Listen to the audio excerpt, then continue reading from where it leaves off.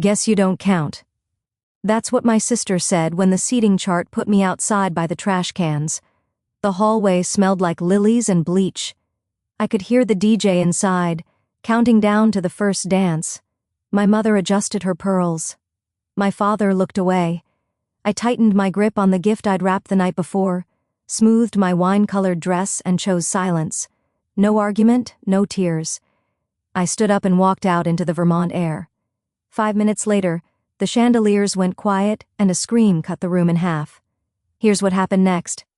The Vermont air was sharp that morning, the kind that smells like pine and money. My sister Laya had chosen the lakeside resort for its European charm, the kind of place where people took photos just to prove they'd been invited.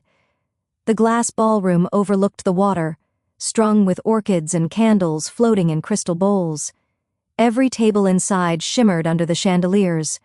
Mine apparently was out by the trash cans. I'd driven up alone 3 hours from Boston, replaying Mom's last text in my head. "Please, Amber, no drama today. It's Leia's day." That was all I ever was to her. An instruction, a warning label. Don't make noise. Don't take space. Don't remind anyone there's another daughter. Growing up, we were the cliché you see in family portraits, the golden child and the quiet one. Leia had ribbons and trophies. I had report cards no one looked at. She'd cry and get rescued. I'd fix things and get ignored. Mom said I was the easy one. Dad said I was independent. Both meant the same thing. Invisible was convenient. The last time I saw them all together was Thanksgiving 3 years ago. I remember the house smelling like burnt pie crust and lemon cleaner.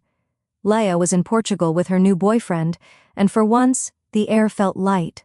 Mom asked me to grab an old photo album from her vanity drawer. Instead, I found her little brown journal edges soft from years of use. I flipped through it, curious, until I realized every page began the same way: Leia's first day of kindergarten, Leia's favorite meal, Leia's college acceptance. Not a single line about me, not my birthdays, not my name. When I asked why, Mom smiled like it was a silly question. "You never needed the attention, honey. You were always fine." That night I learned there are two kinds, a forgotten being lost and being erased. I thought about that journal as I walked toward the ballroom, now heels clicking on marble. Through the glass doors, I saw them posing for photos.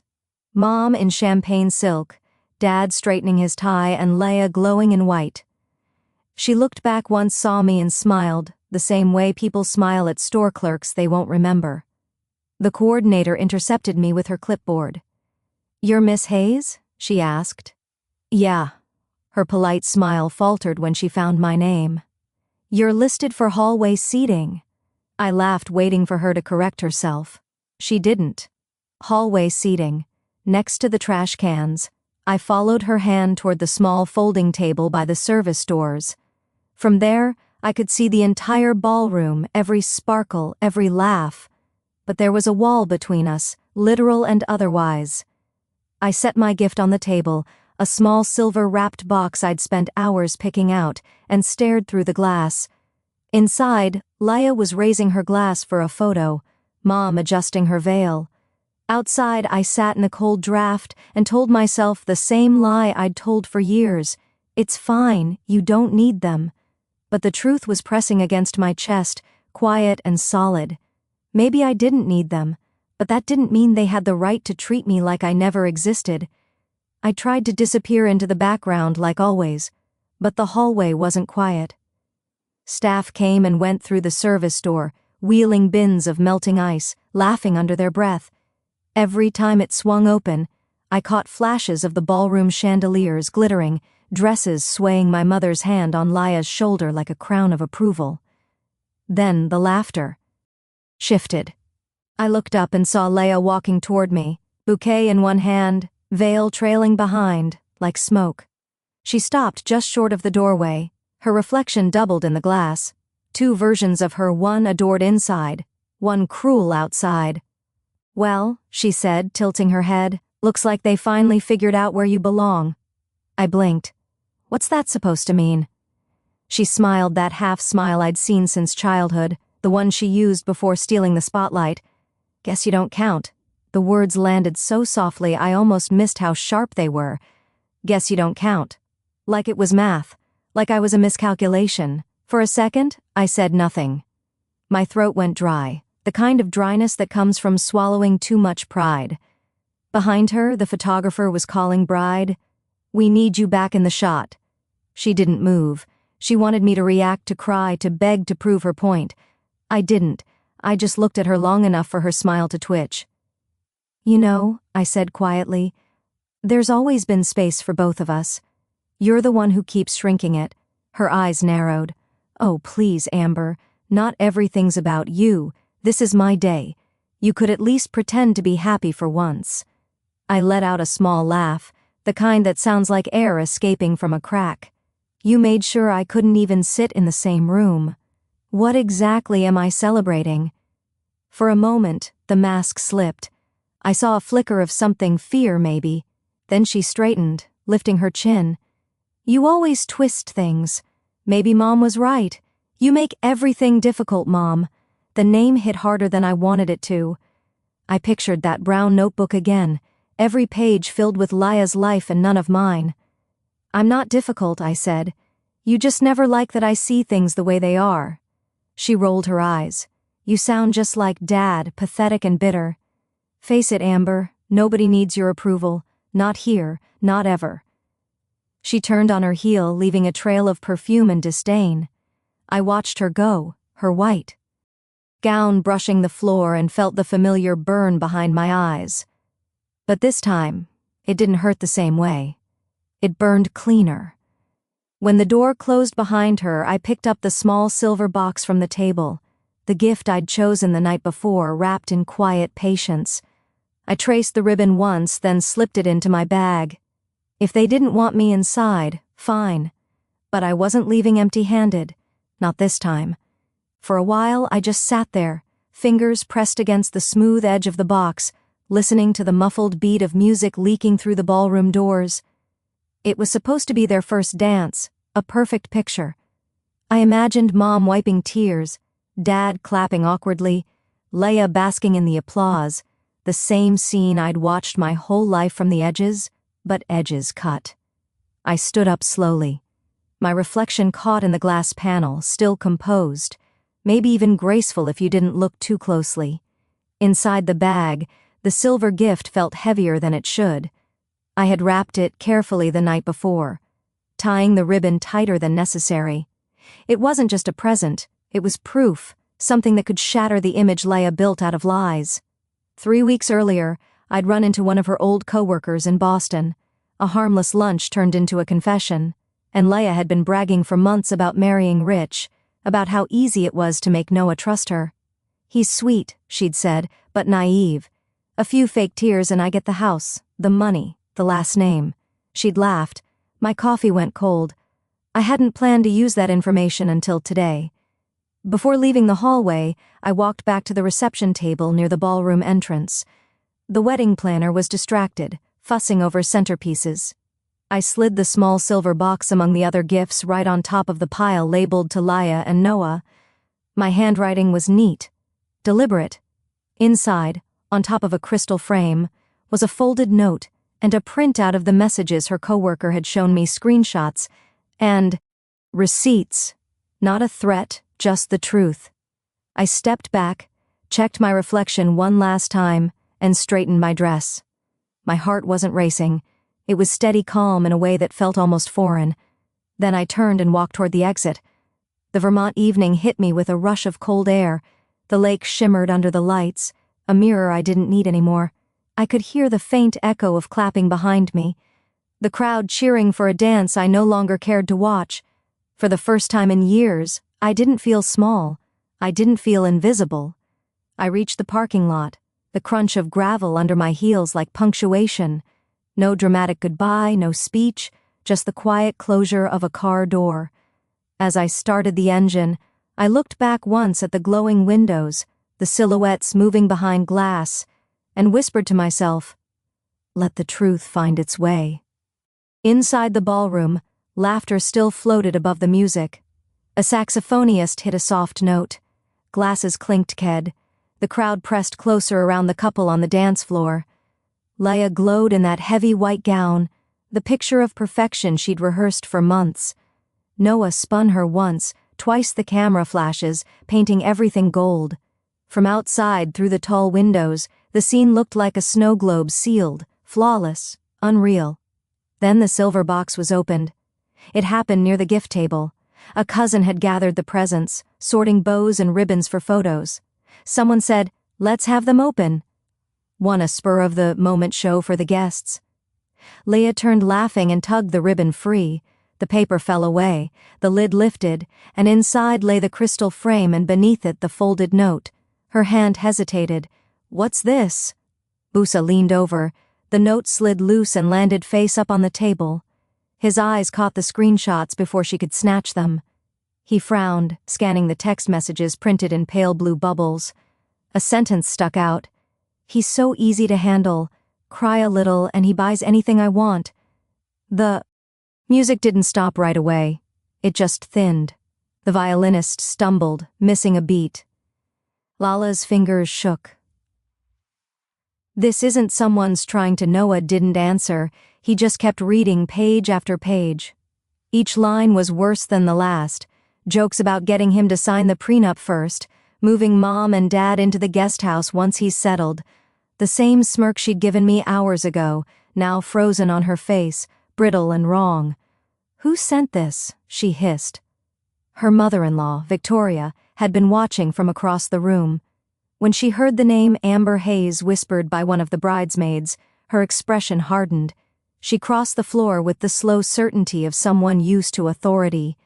"I think you should read the rest before you blame anyone," she said. "These came to me this morning, forwarded from a stylist you hired. Apparently, they were in the wrong thread." Isla's face drained of color. "That's not possible." Noah's voice was low. "It's real, Leia. The dates match." He turned the final page, a photo of her text. "The house will be mine by Christmas." A collective gasp rippled through the guests. Phones came out. The photographer froze mid-shot. Someone whispered, "Oh my God." Leia lunged for the papers. "You can't show people that Victoria stepped between them." "You showed it yourself, sweetheart." That was when the screaming started. Not loud at first, more like air leaving a body too fast. Leia stumbled back, the train of her gown catching under her heel. "No, you don't understand. He's lying. She, my sister, she did this." Noah's jaw tightened. "Amber didn't write those messages. She planted them. She's jealous. She's always..." "Stop." The single word cracked through the room like a whip. "You did this. You humiliated her today, and you thought no one would ever see who you really are." Every face had turned toward them now. The DJ lowered the volume. A child's voice asked, "Mom, what's happening?" Leia's perfect day was dissolving, and she couldn't hold it together anymore. She spun toward her parents. "Do something." My mother, Maggie, stood pale and stiff near the head table, her champagne glass trembling. My father looked at the floor, lips pressed tight. For once, neither defended her.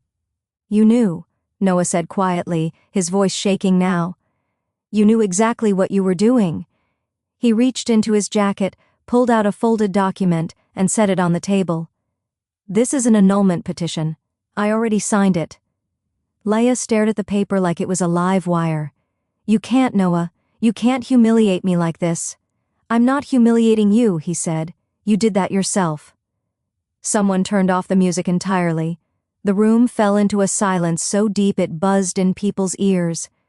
Then came the sound the guests would remember, crystal shattering as the frame hit the floor. Her voice cracked.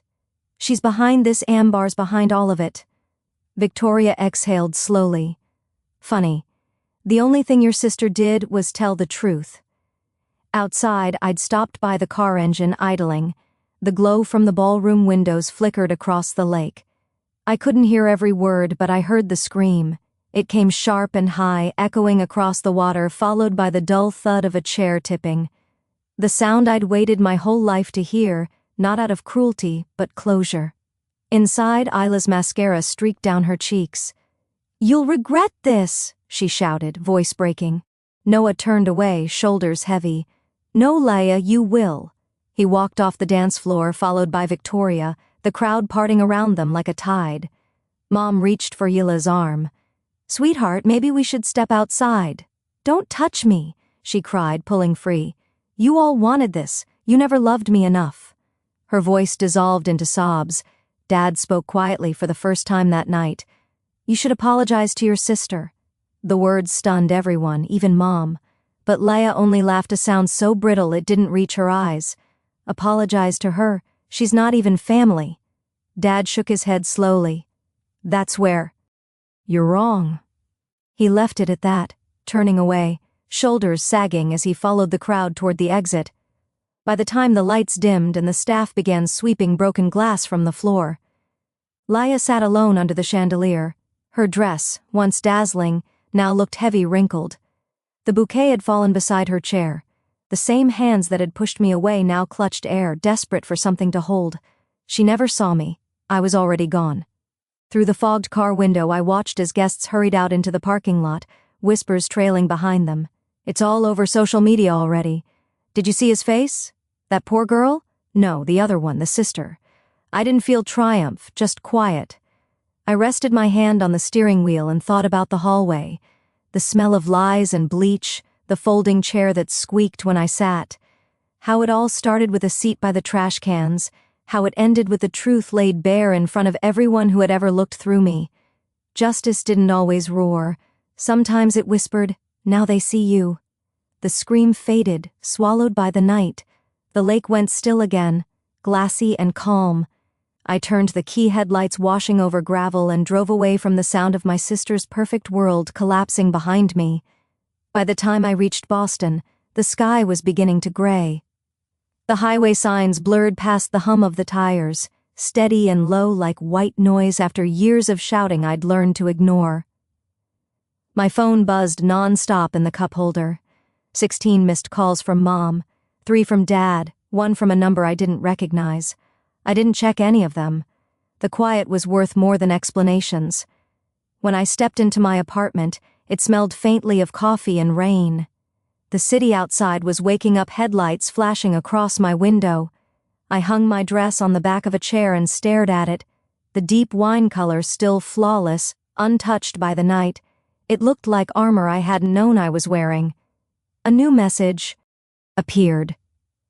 Please answer, Amber. We didn't know. That was Mom. She always said that when things finally went wrong, we didn't know. But she had known all along.